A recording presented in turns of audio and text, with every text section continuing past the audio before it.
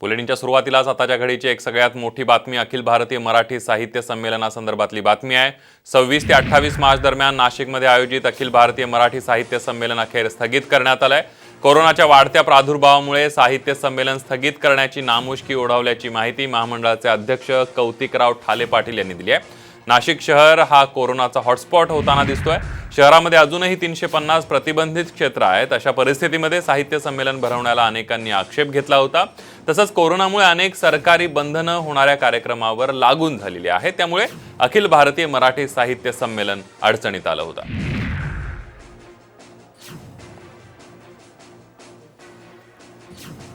आणि याविषयी अधिक माहिती घेऊयात। माधव सावरगावे आपले प्रतिनिधी आपल्या सोबत आहेत। माधव, आपण बघतोय कोरोनाचा वाढता प्रादुर्भाव आणि त्यानंतर साहित्य संमेलन स्थगित करावं लागलेलं आहे। काय सांगशील एकंदरीत या बैठकीबद्दल आणि साहित्य महामंडळाने घेतलेल्या निर्णयाबद्दल?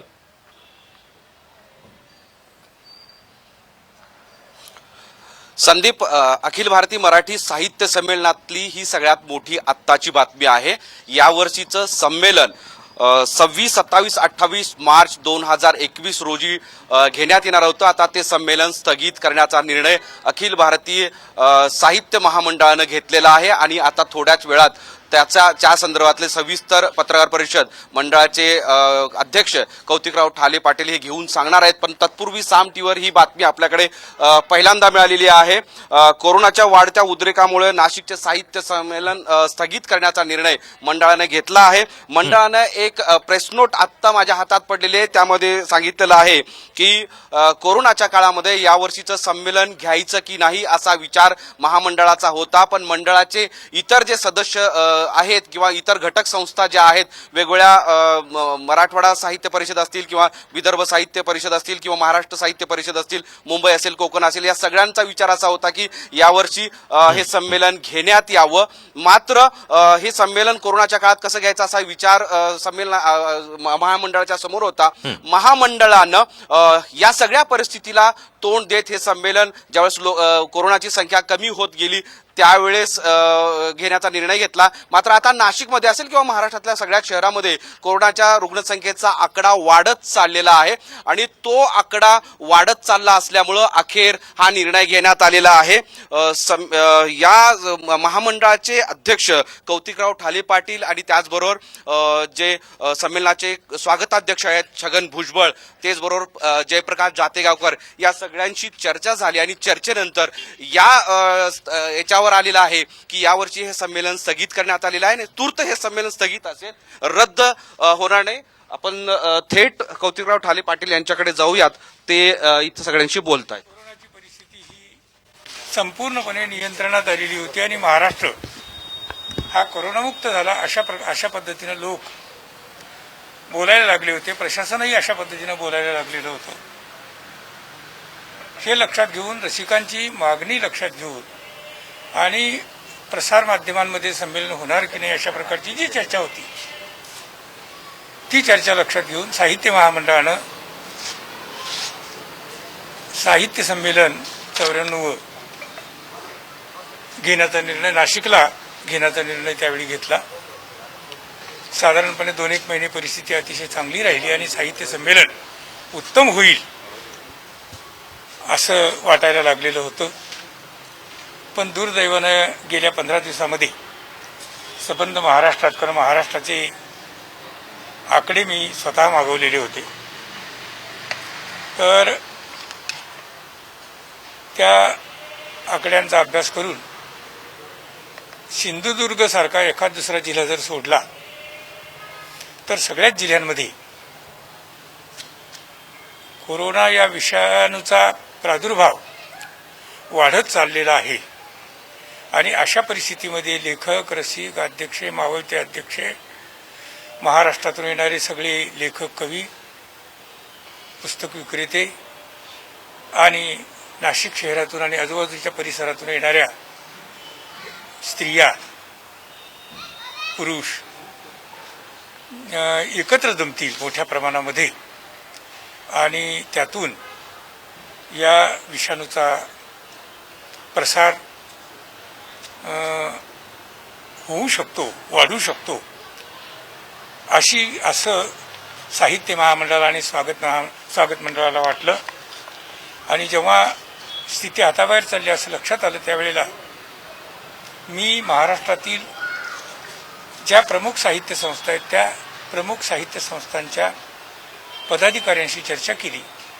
महाराष्ट्र साहित्य परिषद, मुंबई मराठी साहित्य संघ, मराठवाडा साहित्य परिषद, विदर्भ साहित्य संघ आणि महाराष्ट्राबाहेर असलेल्या ज्या संस्था आहेत त्या संस्थांचे प्रतिनिधी म्हणून उपाध्यक्ष कपूर वासनिक यांच्याशी चर्चा केली आणि त्यांनी त्यांच्याशी बोलावं असं त्यांना सांगितलं. आणि या चर्चेतून आम्ही या निष्कर्षापर्यंत आलो की आपल्याला ठरलेल्या तारखांना संमेलन घेतलं तर त्यातून काही विपरीत घडू शकतं. आणि गेल्या वर्षी जेव्हा कोरोनाचा उद्भव झाला त्यावेळेला जी चर्चा तबलिगीच्या नावानं समाजामध्ये झाली तशी साहित्य संमेलनाच्या नावानं उद्या होऊ शकते. एखाद दुसरं जर विपरीत काही घडलं तर असंही आम्हाला वाटलं आणि म्हणून हे साहित्य संमेलन आपण स्थगित करावं. त्याच्या आधी स्वागत मंडळाचे स्वागताध्यक्ष नामदार छगन भुजबळ यांच्याशी फोनवर मी प्रदीर्घ चर्चा केली. त्यांनीही मोकळेपणाने चर्चा केली आणि मला ज्या निष्कर्षापर्यंत आज साहित्य महामंडळ आलं त्याला त्यांनी संमती दिली. नाशिकची निमंत्रक संस्था लोकहितवादी मंडळ, या लोकहितवादी मंडळाचे अध्यक्ष जयप्रकाश जातेगावकर यांच्याशी चर्चा केली, त्यांच्या सहकाऱ्यांशी चर्चा केली. माझ्या सहकाऱ्यांशी डॉक्टर काळुंके, डॉक्टर गोरे आणि मराठवाडा साहित्य परिषदेचे कोषाध्यक्ष कुंडली गातकरे यांच्याशी चर्चा केली आणि हे संमेलन तूर्त स्थगित करावं अशा प्रकारचा निर्णय घेण्यात आला. आता हे संमेलन 26, 27, 28 या तारखांना होणार नाही. कोरोनाची परिस्थिती निवळल्यानंतर नाशिककरांना असं जर वाटलं की आता परिस्थिती चांगली आहे आणि आपण संमेलन घेऊ शकतो तेव्हा त्यावेळेला त्यांनी महामंडळाशी संपर्क साधावा. महामंडळाशी संपर्क साधल्यानंतर महामंडळ त्यांना त्याच्यावर विचारविनिमय करून अनुमती देईल आणि त्यावेळेला त्यांना ते साहित्य संमेलन घेता येईल. पण हे सगळं त्यांनी नजीकच्या काळामध्ये केलं पाहिजे. फार वेळ त्यामध्ये जाता कामा नये अशी साहित्य महामंडळाची अपेक्षा आहे, भूमिका आहे. किती काळ हे स्थगित असणार म्हणजे कोरोनाचं संकट कमी होईपर्यंत हे स्थगित असेल? हो, कोरोनाचं संकट कमी होणं म्हणजे लोकांना आता मधल्या काळामध्ये नोव्हेंबर नंतर अर्धा नोव्हेंबर, डिसेंबर, जानेवारी साधारणपणे या 2.5 महिन्यामध्ये जशी परिस्थिती होती तशी परिस्थिती जर निर्माण झाली आणि कोरोनाचा उद्भव कमी झाला, जवळजवळ नगण्य अशा प्रकारच्या पातळीवर जर तो आला तर त्यावेळेला साहित्य संमेलन घेण्याचा विचार स्वागत मंडळ करू शकतो. महामंडळ त्यांना परवानगी देईल. आता किती तयारी झाली होती? जवळपास सगळी तयारी झालेली होती. निधीचा प्रश्न होता. निधी मोठ्या प्रमाणामध्ये निधीची आश्वासनं मिळालेली होती आणि लेखकांना सगळ्या पत्र गेलेली होती. फक्त जेव्हा हा उद्भव सुरू झाला ते जेव्हा लक्षात आलं त्यावेळेला मी सूचना एक त्यांना अशी केलेली होती की ज्यावर फार मोठ्या प्रमाणामध्ये काही लाखात खर्च होतो त्या मंडप उभारणीचं काम तुम्ही घेऊ नका. ते तुम्हाला नंतरच्या 8-10 दिवसामध्ये करता येईल अशा प्रकारची योजना तुम्ही करा. एकदा त्यांनी उभं केल्यानंतर तुम्हाला त्याचे पैसे द्यावे लागतील आणि तो फटका साहित्य संमेलनाला बसू शकतो अशा प्रकारचं मत, अशा प्रकारची भूमिका मी मांडलेली होती आणि म्हणून त्या कामाला सुरुवात अजून केलेली नव्हती. तरी खर्च किती झाला असावा ते आता सांगता येणार आणि त्यांना ते विचारावं लागेल. कारण खर्च आपल्या पातळीवर होत नाही, खर्च त्यांच्या पातळीवर होतो. स्वागत मंडळाशी चर्चा करून मला ते सांगता येईल तुम्हाला. याला उशीर झालाय असं म्हणावं का? नाही. कारण मागच्या 2 आठवड्यापूर्वी एका साहित्यिकानं संमेलन घ्यायचा अट्टहास का असा एक प्रश्न उपस्थित केला होता. हे बघा, अशा प्रकारची मतं, अशा प्रकारची भूमिका जे लोक मांडतात ते पूर्वग्रह दूषित दृष्टीनंच मांडतात असं नाही.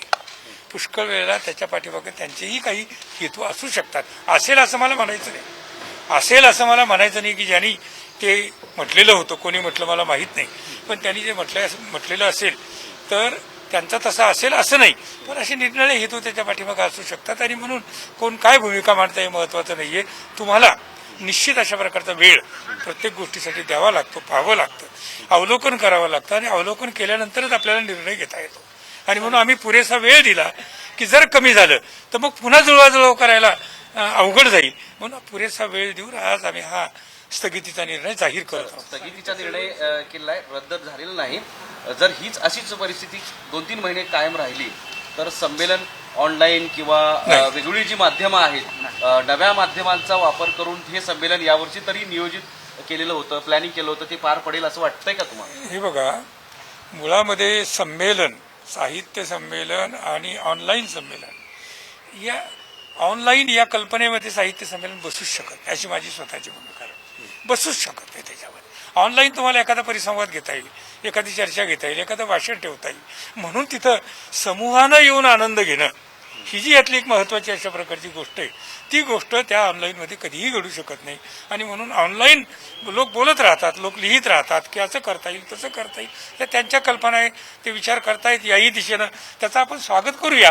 पण तसं करणं हे निदान महामंडळाचा अध्यक्ष म्हणून आणि महामंडळाला योग्य वाटत नाही. सर, संमेलनाध्यक्षाची सत्कार करणं, त्याचा सन्मान करणं हे महामंडळाचं अनेक वर्षांपासूनचं काम आहे, कर्तव्य आहे. जर यावर्षीचं संमेलन अशाच पद्धतीनं जर रद्द होत गेलं किंवा पुढं स्थगित होत गेलं तर काही संमेलनाध्यक्षाच्या सन्मानाच्या संदर्भात काही विचार केलेला आहे का? कारण असं आहे की असे व्यक्ती आलेले आहेत की या क्षेत्रामध्ये, आपल्या साहित्य क्षेत्रामध्ये त्यांच्यामुळे अनेकांना आनंद झाला होता, सगळ्यांना आनंद झाला होता. साहित्य संमेलनाच्या अध्यक्षांशी मी हा निर्णय जाहीर करण्यापूर्वी सकाळीच त्यांच्याशी, म्हणजे त्यांच्या प्रतिनिधीशी, त्यांच्या पत्नीशी मी बोललो, कारण त्यांना कमी ऐकू येतं म्हणून तुम्ही त्यांना हा निरोप द्या की हे संमेलन स्थगित करत आहोत. त्यांनी या गोष्टीचं, स्थगितीचं स्वागत केलेलं आहे, कारण त्यांचं वय लक्षात घेता त्यांनाही हे स्थगित होणं मला असं वाटतं की आवडलेलं आहे, रुचलेलं आहे. आपण बघतोय अखिल भारतीय मराठी साहित्य संमेलन अखेर स्थगित करण्यात आलेलं आहे. कोरोनाच्या वाढत्या प्रादुर्भावामुळे साहित्य संमेलन स्थगित करण्यात आल्याची माहिती महामंडळाचे अध्यक्ष कौतिकराव ठाले पाटील यांनी दिलेली आहे. नाशिक शहर हा कोरोनाचा हॉटस्पॉट होताना दिसतो आणि शहरामध्ये अजूनही रुग्णसंख्या वाढलेलीच आहे आणि त्यामुळे अशा परिस्थितीमध्ये साहित्य संमेलन भरवण्याला अनेकांनी आक्षेप घेतला होता आणि त्यामुळेच एक महत्त्वाची बैठक झाली आणि त्यानंतर अखिल भारतीय मराठी साहित्य संमेलन स्थगित करण्यात आले. 26 ते 28 मार्च दरम्यान नाशिकमध्ये या संमेलनाचं आयोजन करण्यात येणार होतं.